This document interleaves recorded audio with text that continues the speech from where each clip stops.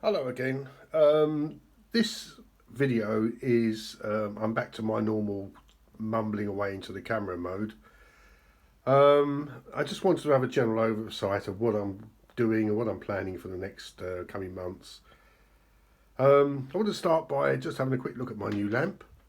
It's a Daylight Company Duo Pro 6000 Kelvin, so crisp white light. You can see it has the two arms, but I tend to keep them both together. Excuse me, I have a bit of a croaky throat again. I balanced that a little with some 6500 blue lamp offset to my right. Just seems to balance that a little bit, but for me that is perfect. It's a lot brighter than it looks here as well. I get asked why I don't have any paint racks or anything out on the side. If I just pull back a bit, you can see. It's just the way I work. I'm very tidy, but in this old desk here, I keep everything in the drawers. So you can see in the top drawer, the most frequently used shades. I'm all Vallejo, almost all model air. Sorry, not model air. Model colour. Some washes and other bits and pieces. So yeah, I just keep everything here in the drawers. I mean, if I go to this one, brushes, and so I have two or three drawers of paints there. The most commonly one used are on the top. That just suits me. I take one paint out, I use it, and I put it away again. Anyway, I want to start with the 3D print Belgian infantry Waterloo. I'd mentioned these previously. I think they were by a company called Hoplite Miniatures via eBay. Now, I managed to get around to starting to paint them. I'll just run the camera along now.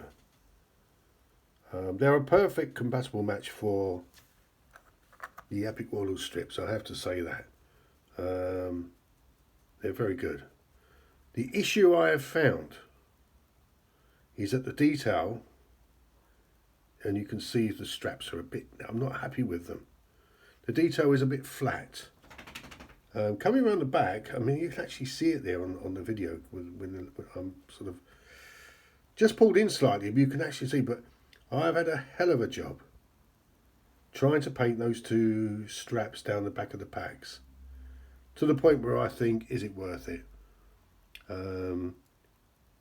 Now, it's worth bearing in mind here that I charge £10 a strip for Epics, and I always have done. So anyway, I honoured the price for these with my regular customer, Steve. He's been a good customer.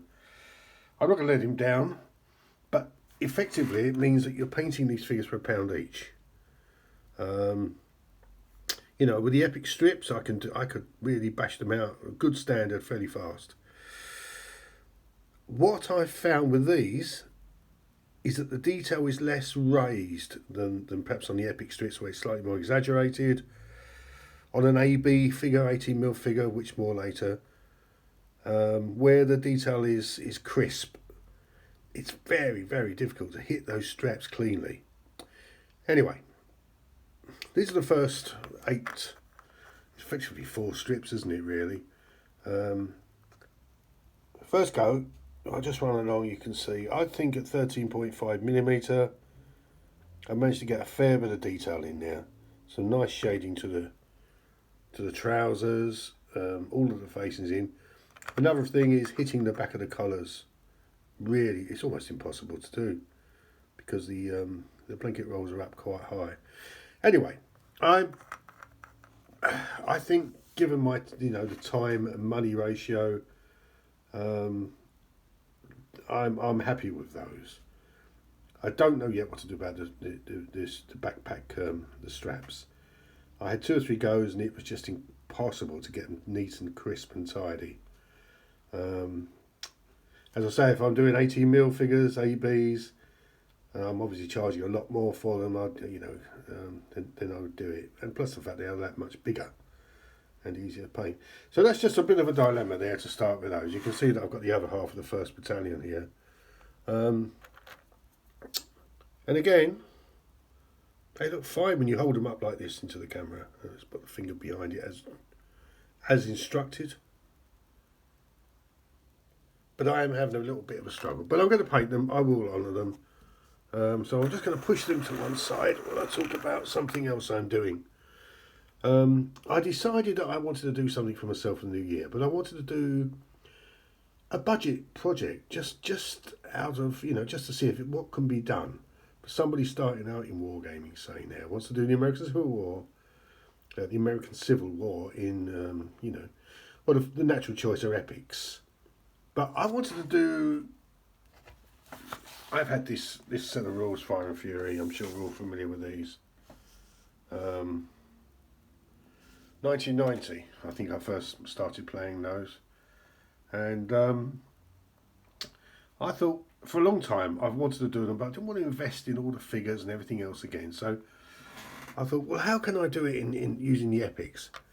The secret for me has been to cut the strips down and to do 6 figures on a base, and call that a stand.